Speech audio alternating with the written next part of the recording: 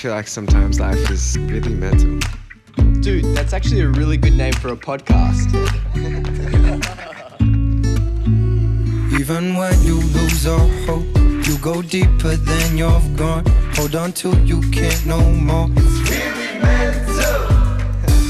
Why should I have stressful friendships? And so I started filtering out in that way to the point where I finally have a group of friends that I'm just completely comfortable around and happy. Hey everyone, welcome back to Really Mental. Today we have an amazing guest, Benji Krol. Can everyone listening please go rate this podcast 5 stars and listen, follow on Spotify, Apple, Amazon, Instagram, YouTube.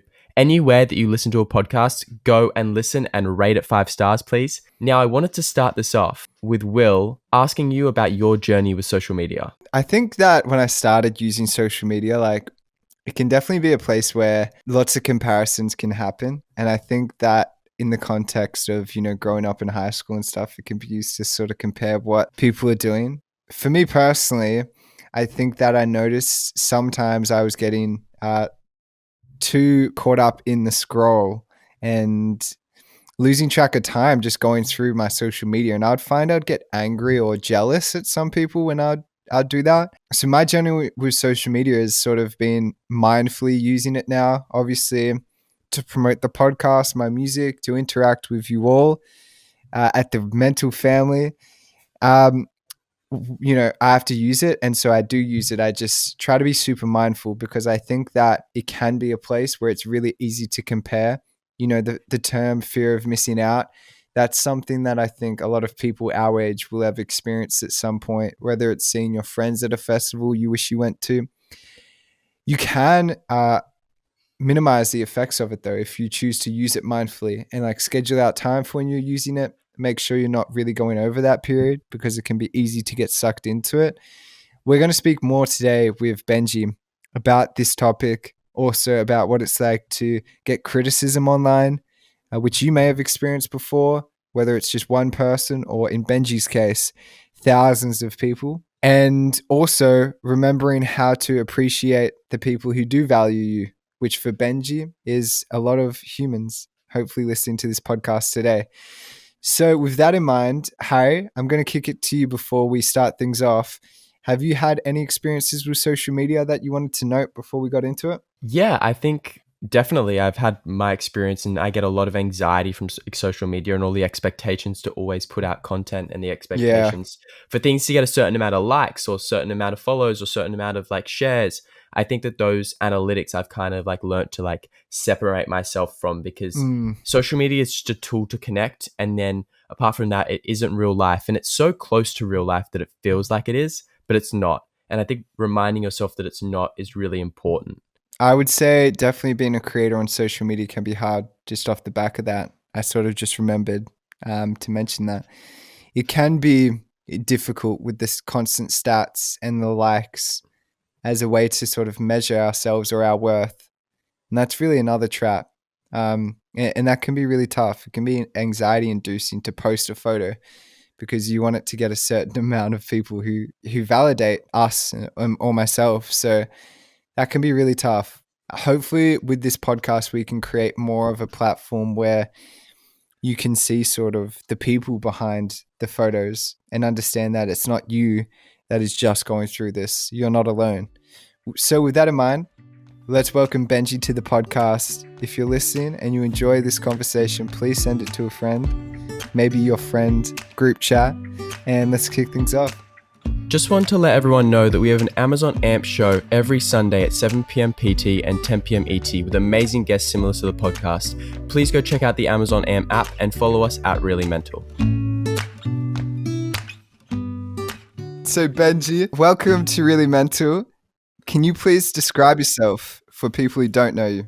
Number one, my name is Benji Krol. I'm basically a TikToker / YouTuber. I basically make content about makeup, traveling, just my life in general. And I really love to travel, obviously. And yeah, I think that's a good introduction. I hope it is. Amazing introduction. How would you describe your mental health at the moment? I would say it's a lot better than it has been in the past. There's days where I'm like, no, Benji, you're not okay. This is not good. But then I like think about the fact that like I was way worse in the past, so I'm way better now than like I was in the past. So good, I would say pretty good. And how do you feel in terms of, are you happy? If you could use one word to describe your mental health at the moment, what would it be? I would say stabilizing, maybe. Nice. That's a good word. I like that. I think it's a good way to describe it. I'm interested by that. Like, I want to elaborate on the one word. Now, it kind of defeats the purpose of the question, but when you say stabilizing, like, what do you mean by that in your day-to-day life? I think like in the past, like it was all over the place and in a way that like I couldn't control, you know, like it was affecting my day to day in a way that like I didn't know if like the whole day I would be like completely okay. So like, you know, like how we're seeing like our audios going like a little up and down every once in a while. Like Yeah. that would be like my mental health throughout the day, which it shouldn't be like that. Like that should be like throughout like days, you know? And so now I think 100%. like I'm like getting more control of it and like keeping it at a level that like is comfortable for me, that I can like just go out through my day to day without like having to worry like will I be okay for the whole day, you know? Love that. Well, happy to say, and it's safe to say that you're the first person to use that word to describe it. And I think it's a really good choice. I think that's being stable. That's sort of like an underrated trait. You know, like we talk a lot about happiness and like the extremes and sadness, but like stableness sort of goes with contentment. Like I feel like it's a little underrated.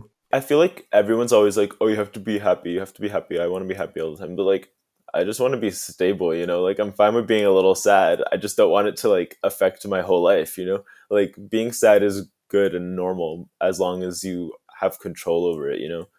So I'm fine with like having all my emotions as long as like they're not ruining my life, you know? Yeah. How's your mental health at the moment, Harry? Can we get one word from you? The one word thing's tricky. Now I'm in the position of like you guys, and it's like actually quite hard. I'm happy we're doing this to you too. One word to describe my mental health at the moment. It's like a roller coaster. Okay.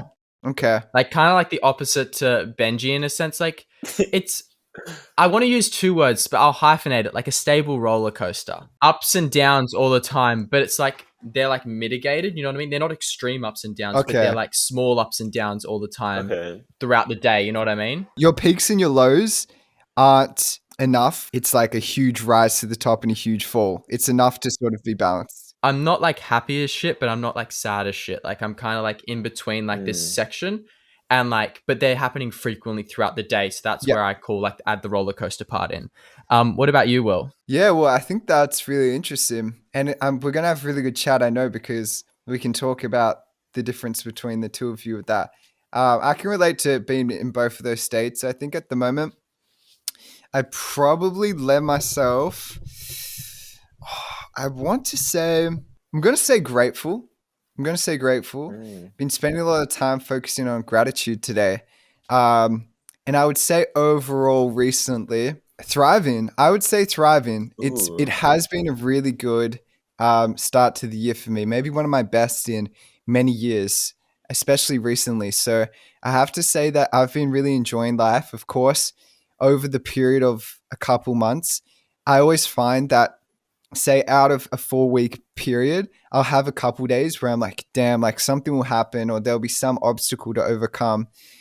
Yet I'm grateful for the fact that I've been able to keep perspective. And I think that's what has led me to that word thriving, because even throughout those times, I've still been able to keep my head afloat and just get back up and just keep pouncing. And it's great to hear that you're having a good start to the year. Thanks, man. I wanted to ask Benji, before all of this whole social media blow up, what made you want to start social media? I don't know. It was kind of like a slow integration into it, because like at first I kind of started social media because I really liked photography and like filming like nature and posting pictures of nature. So I like started a photography account. I ended up just like getting so used to using social media on a day-to-day that it just became like something I would just do as part of my everyday life, you know? And then when I wanted to like properly use it seriously, like differently, before I would just like post things about my life, right? Like everyone does. And then when I wanted to start like making content in general, like stuff that wasn't just about my normal day-to-day life. I think I started it because I it gave social media gave me a spot where I could put like all the ideas that would show up in my head, and I could like show a side of me that I wouldn't show in real life, if that makes sense. And I feel like it Yeah. gave me a way to explore who I was as a person by making different types of videos that didn't have to do with my normal life. And so what age did you start?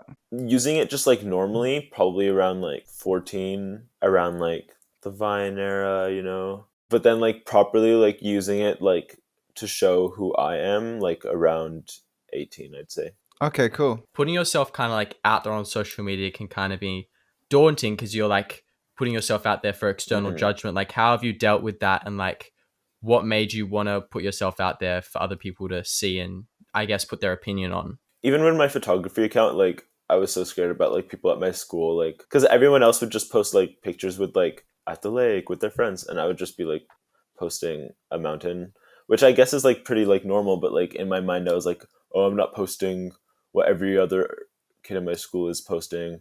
So I felt like a little bit worried about being judged, but it kind of like went away slowly as I just kept posting and realized like this like online world like isn't real, and like there isn't any point in caring about it. I convinced myself that like this online world is like a completely separate world, and I have complete control about like who I am on it. So I shouldn't let like my worry for the real world dictate how I act on this like alternate world, if that makes sense. Oh, that's Yeah. so interesting. I sometimes think of it like that. Yeah. It is really weird in that sense because you can create a different facade. It's almost like you get to choose your player.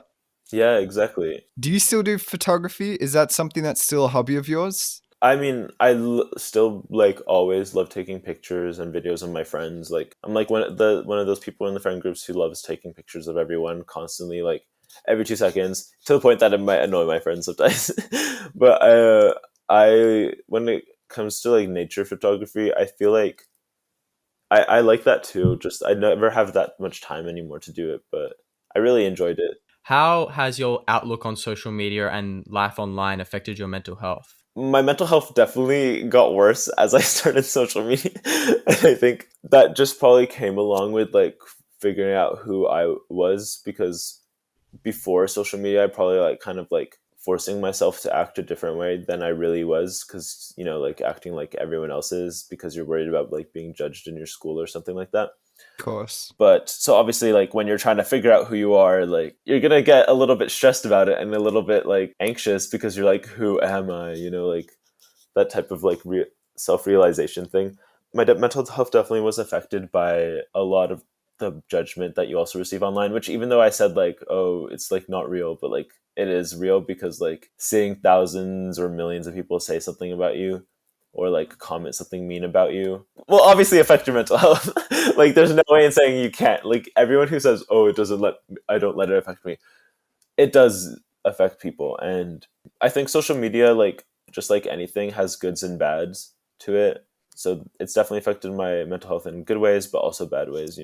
Yeah, bringing it back to what you said like at the very beginning, where you were having these massive highs and massive lows all the time, and like was that during that period where you were starting off social media? Like when was that, and like what was going through your brain at that time? I think when I first started social media, I kind of just like delve into it and just became like this person, like this completely different person than I was in real life, because I was like chasing this idea of me and who I really was. And so I was like completely fine at the beginning, and like getting rid of like this fake idea of it that I had in my head, because when I first started, I had the idea that it's so amazing and so like perfect and so great, and I would kind of like block out any of the bad stuff that would happen because of it. But then like maybe halfway or a year into it is when I like started realizing myself, and I started not being clueless, about it, and that's when I started realizing.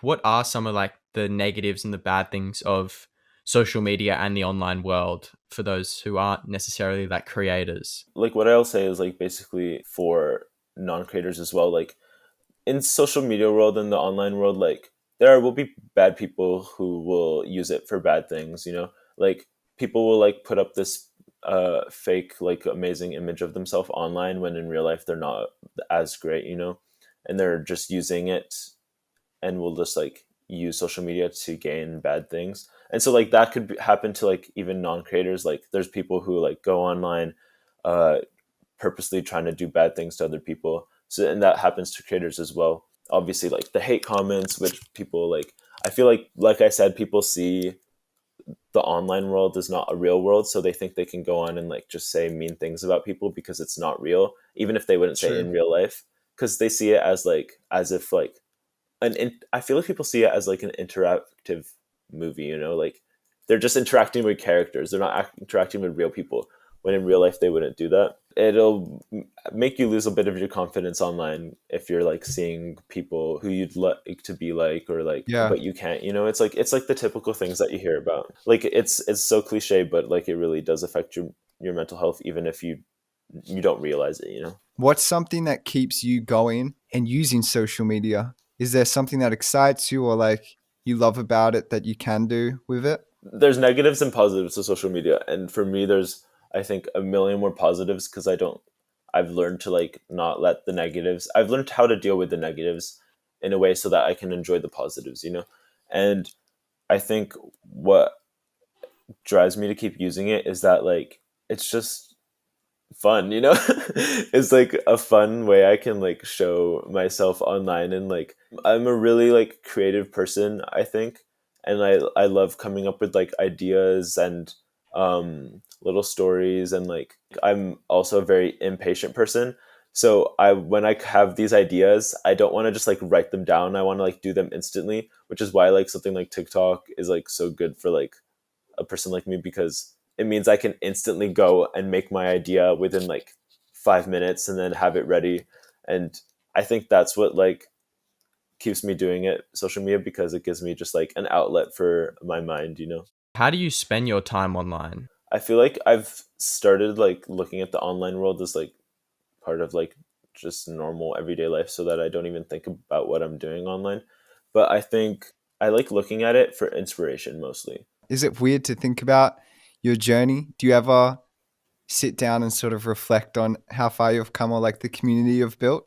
I'm sure you guys would look at yourselves from like 2 years ago and be like, wow, I am very, like, I did not think I would be doing this right now. And yeah, I think when I started, I kind of knew what I wanted to end up doing, but I didn't think out of all the things that would happen, I would end up in this position, you know? It is sort of weird to think about, isn't it? Even I think about a few years ago, like I'd be stoked to be where I'm at right now. Yet sometimes it can feel like, okay, what's the next thing? You know, it's hard to sometimes be truly like appreciate how far you've come. No, I think it's really important to just take it everything day by day and like not try and always plan so far ahead. Like it's important to have goals and to have those things, but I think it's also important to like appreciate what we have now, because you never know where that would be like taken away from us, or whether life will change straight away. Like we just need to be appreciative of like everything that's going on in our life from a day-to-day basis.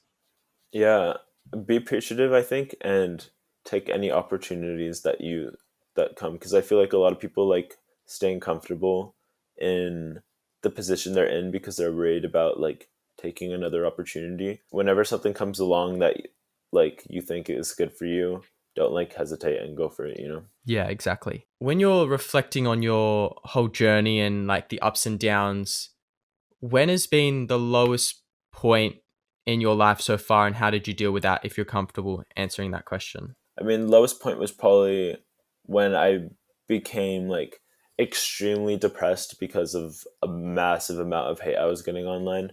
Like so much, to the point like I think there were videos with like millions of views and millions of likes, like just being mean to me.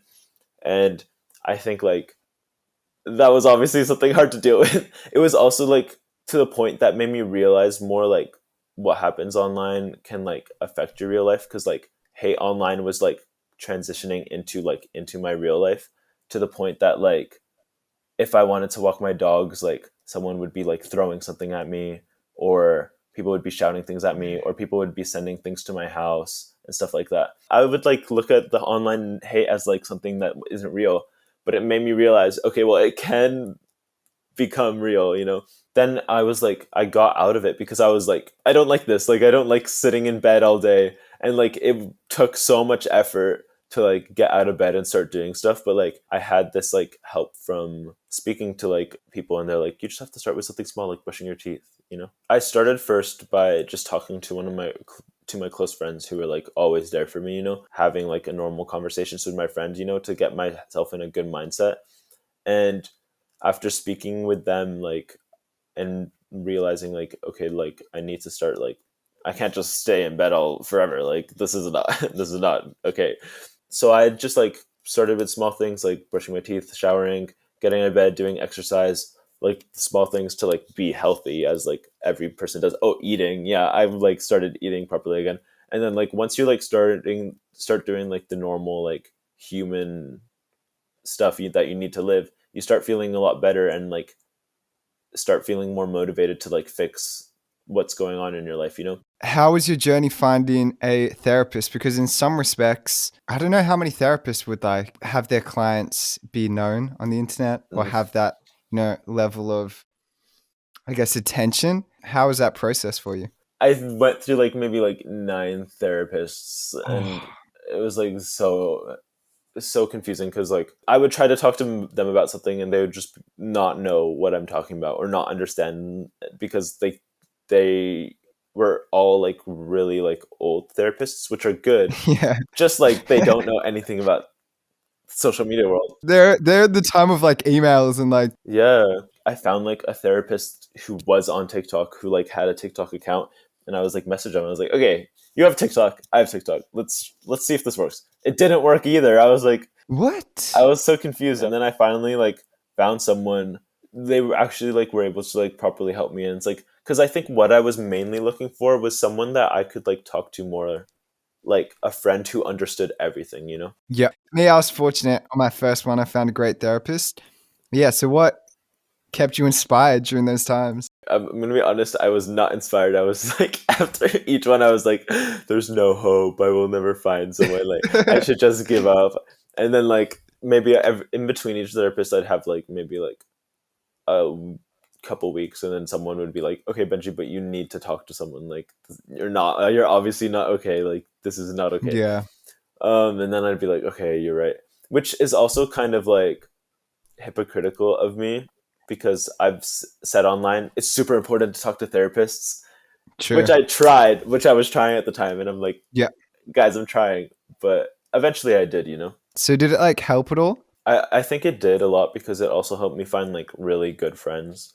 I like found friends who would be there for me always, no matter what, like, because in the past I just stayed comfortable with like the same group of friends, and like I still have a lot of friends from before social media who are always there for me. But like at first I made a bunch of friends through social media who weren't good for me, because a lot, like I said, a lot of people just try to find something from you, you know. But after traveling, I was able to find some real friends who were like there for me because they wanted to be with me, you know, not just for something else, you know.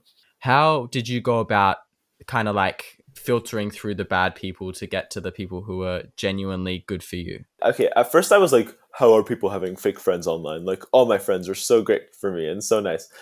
That was just me being blinded by everything. Like I said, I was ignoring all the bad signs. But I think what instantly showed me that like they weren't good friends for me is like when you start receiving like hate online, they will be out of there in like 2 seconds. They don't care. Like, they won't be there for you. So that was like one quick way to get rid of those friends, is like getting hate online. But then then I started realizing like a lot of like the other friends who were still there, but like were obviously not good for me. You could like tell, because I think a real friend, you're supposed to be happy with them, obviously. There's friendships where you just feel stressed being that person's friend. And like that's not okay. And like I would a lot of times just stay in those friendships either way, but I started realizing, why should I have stressful friendships? And so I started like filtering out in that way, in the sense, to the point where I finally like have a group of friends that I'm just completely comfortable around and happy. Were people from school supportive of your social media stuff? My friends from school were 100%. They were like some of the most supportive people ever, and were always wanting to help me in any way they could.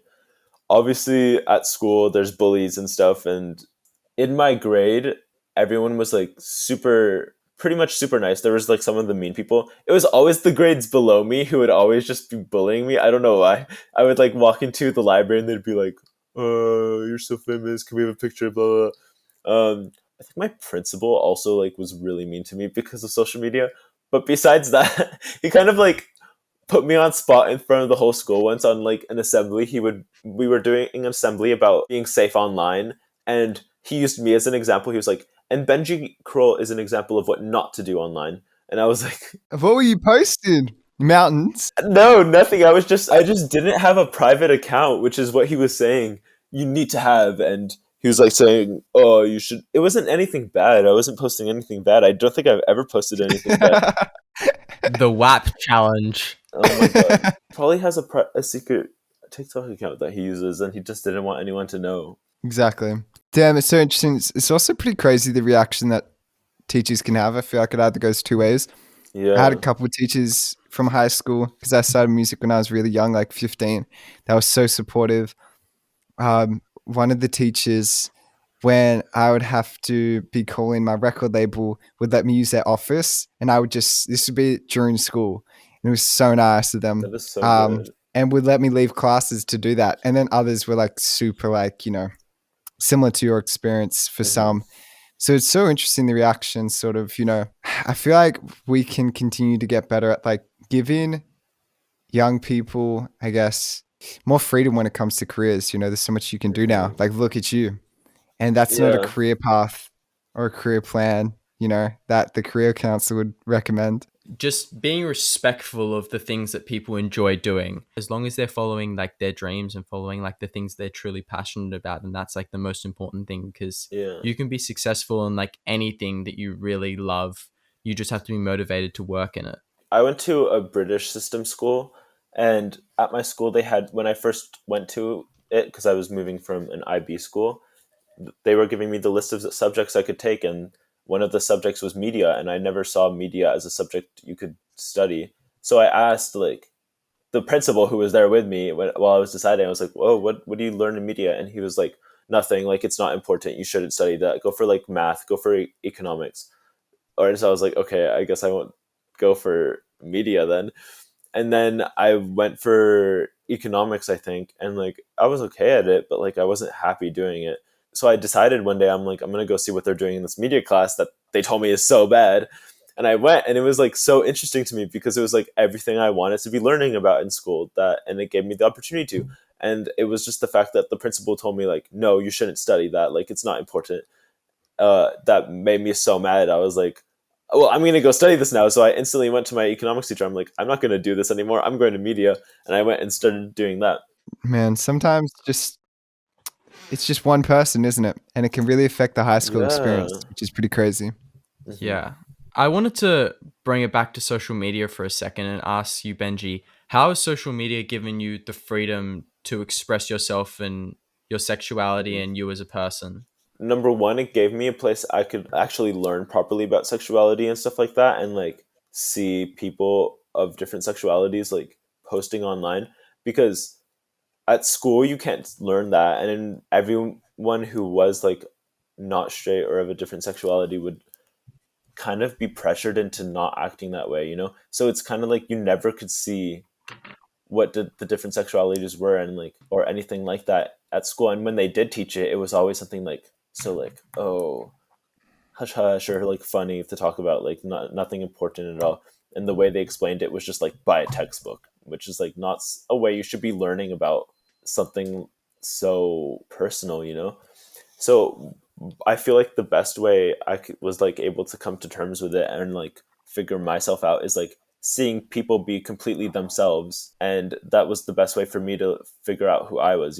When was the point when you felt comfortable sharing and talking about this? Was it when you would come to terms with it yourself and sat with it for a bit, or was it as you were going through this I guess process of finding yourself and being confident in that? I think properly being able to talk about it took a while. Like, I was able to post online perfectly fine, but then in real life I would pretend like that's not me, like that's not me. Who is that? That's not me posting, that's someone else. I think it honestly came when like came to terms with it and like was able to feel comfortable talking about it was when I think there was like this one TikToker did like a fake coming out video or something like that for attention, and then eventually was like, no, I'm straight, that's not true. And I was like, okay, well, that's not okay. So I went on a live stream and I tried to like talk about it. I was like, this is why like that's not a good thing to joke about, because it's hard for people to come to terms with it. And I started crying on the live stream. I was like, I couldn't even speak. I was like, me figuring myself out. And then I was like, I've never talked about this before, and now I'm talking about it to thousands of people. And I just started crying on the live stream. You could like literally like find me crying online on YouTube. That like slapped me in the face and was like, okay, Benji, like this is who you are, and this is something that you shouldn't feel awkward talking about, you know? So I think that was when I ended up becoming comfortable, was just finally actually talking about it. Wow, what a vulnerable moment, and sort of beautiful to share. I mean, at least you have it documented. It's kind of embarrassing. It was me trying to be all serious and like, guys, like this is something super important. And then it's just me being like, I had to come to terms with myself my whole life, and now I am crying on live stream. But I don't know.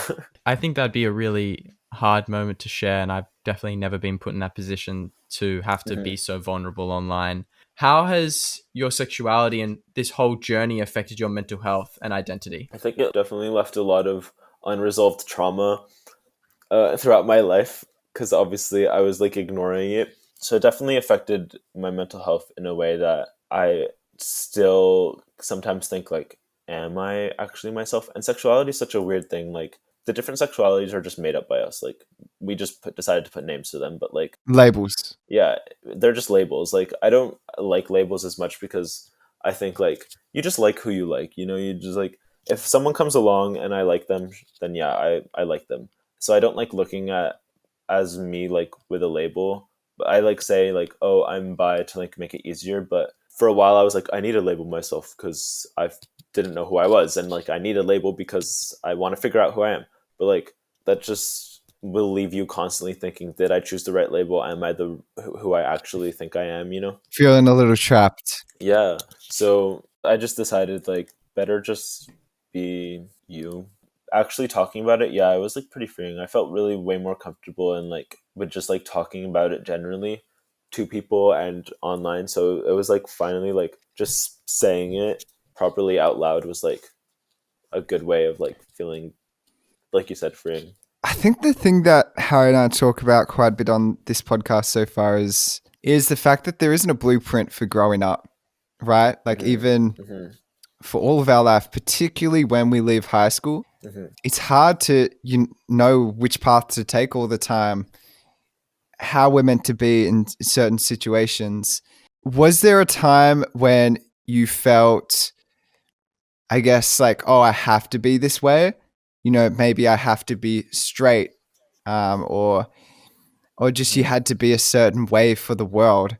And how did you sort of free yourself from that? Because I think from that, it could help a lot of people in a lot of situations free themselves from the pressures that we can feel as young kids growing up.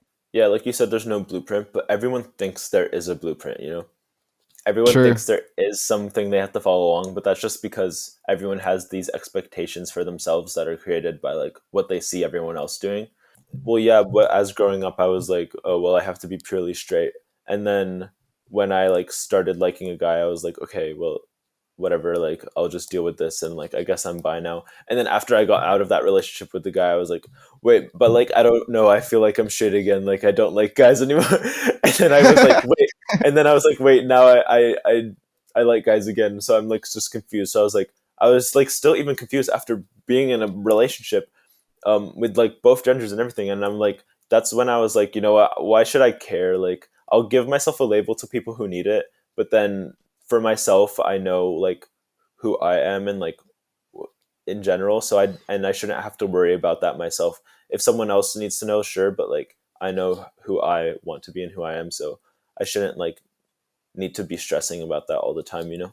Exactly. And it doesn't define you. It only defines you if you let it define you. You can like say you're a million things and people can say you're a million things, but it won't matter if you know that that's not true, you know?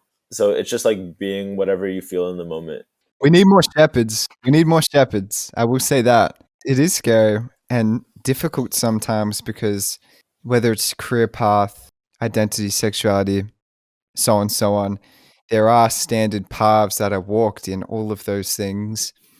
And it can be scary to sort of take your own lane, whether it's starting your own business, etc. It is scary.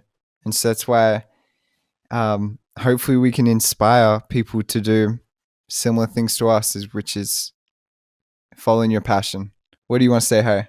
I wanted to say and ask Benji, for those who are listening and kind of are going through experiences right now where they're trying to figure out their sexuality and figure out their identity and who they are, what advice would you give them? And then on the back end of that, what advice would you give the people who are supporting them and around them while they kind of embark on this journey to figure out who they are? When it comes to like figuring yourself out, you have to like keep yourself open. You have to keep yourself open to trying different things, and like it's a long journey. It's not something you're gonna figure out quickly. Like everyone thinks it's like that and you'll know who you are. No, you have to go and like you have to figure things out with your whole life overall. What's most important isn't, like I said, to constrain yourself. Like if you feel like you're constraining yourself or stopping yourself, which you may like unconsciously be doing it, like just like let yourself be a little free. And if you want to try something, just go do it. It's like that with anything though.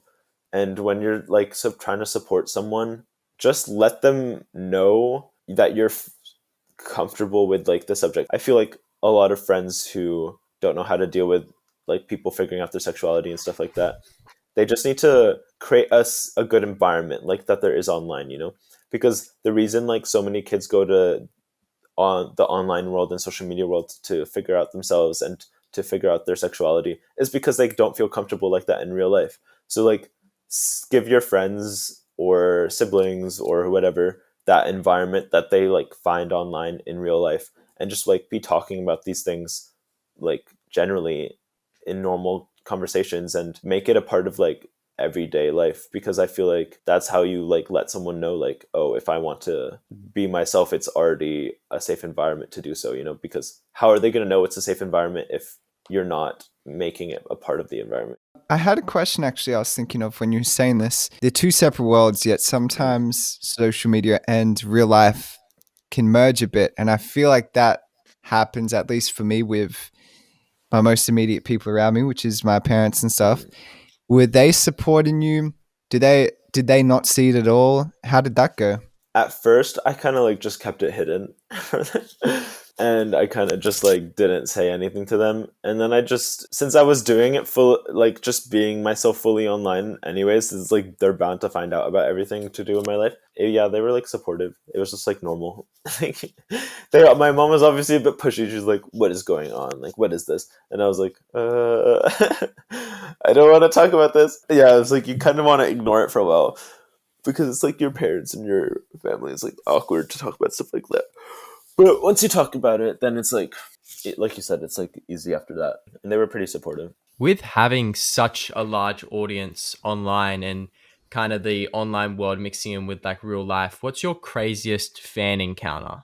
Okay, I think there's like the scary ones where people will like stalk you like and follow you and stuff like that. Those are the scary ones, which you try to like avoid, which are bound to happen if you end up having a huge following. I remember the craziest one for me is there was like this family. I was like at this like event, and this mom came up to me and she's like, "Hi, I'm a huge fan of you." I was like, "Oh, that's crazy." And I see she's wearing my merch. I'm like, "Oh, that's so cool. Like, that's so awesome." And then she told me like that her whole family drove down like 6 hours, and they said our whole family is like a fan of you, and that they were saying that they all watch like my YouTube videos while eating dinner together as like families, and like they all like, and the mom has a fan account for me and stuff like that. And so like to me that was like crazy, because I was like, how does a whole family like me? Like I was so confused. And the fact the whole family was a fan and they drove like 6 hours, I was like, this is crazy. Like, what? Special. That's awesome, man. Thank you, Benji. Appreciate it. Yeah. Thank you for coming on. No, thank you for having me. It was really fun, honestly. Harry, how did you find that episode with Benji? Is there anything you took away that you wanted to know? I think the main thing I took away from that episode with Benji was friendships. And when you are going through these hard times, or say people are against you and you're getting a lot of hate, you really see who your ride or dies are and who your real true friends are, and the people who stick by you no matter what's going on. And I think that's a really important thing that I realized, because we don't know who our true friends are until we experience things with them, because we see how they react and we see how they treat us after different scenarios. And that's hard to gauge with picking who your friends are and picking the right people that are aligned with your values. But I think the most important thing when you are picking your friends is to find people who are like-minded and people who are passionate about similar things to you, and people who have those same values and interests and life views as a support network. And I think as well, to turn to them when you're going through struggles, whether it's with social media, with bullying, with, depression, anything like that. It's important to have the right support network around you. Yeah, I really enjoyed our episode. I think that it was a really candid chat, even just the way we finished talking about the feelings we're working on. For me, I mentioned shame, and that's a very specific feeling, but it's a lot easier to work through those types of things that you're going through when you have the right people around you to talk about them. So with that in mind, next week we have a guest from Canada. She is a really awesome creator and probably one of the biggest from Canada. So take a guess. If you want to send your guesses through to us on our Instagram at Really Mental Podcast, please make sure to give us a 5-star review on the Really Mental Podcast, whatever app you're listening to it on, whether it's Spotify, Apple, Amazon, YouTube. Make sure you subscribe. And again, if you enjoyed this episode or you think it will help someone you know, please send it to them. I think it would be really cool for them to hear it as well. Thanks, everyone. I hope you enjoyed that episode. And Really Mental family, we're going to be back next week, so we will see you then. Even when you lose all hope, you go deeper than you've gone. Hold on till you can't no more. It's really mental.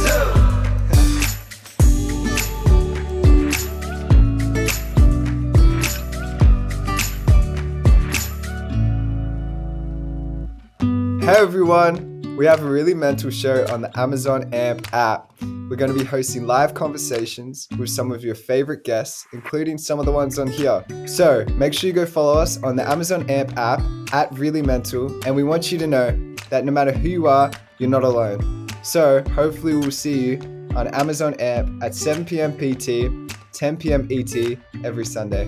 All right, see you then, beautiful human. I just want to end this episode today, Will, by talking directly to the audience, saying if you guys are struggling, Will and I aren't professionals in this field. We're just telling our experiences through stories and kind of just sharing what we've been through. But if you are really struggling, we do highly suggest going to see a therapist and professional help, because they will be the ones that can really help you in your situation. Of course, feel free to share your stories with us and DM us. We want to know what you're going through, but make sure you take the time to speak to a professional, because that's going to give you the most help. That said, we hope that these stories and the people we've spoken to can really help you on your journey to finding that right person, whether it's a therapist or that friend to talk to about it. Make sure you take the time to do that.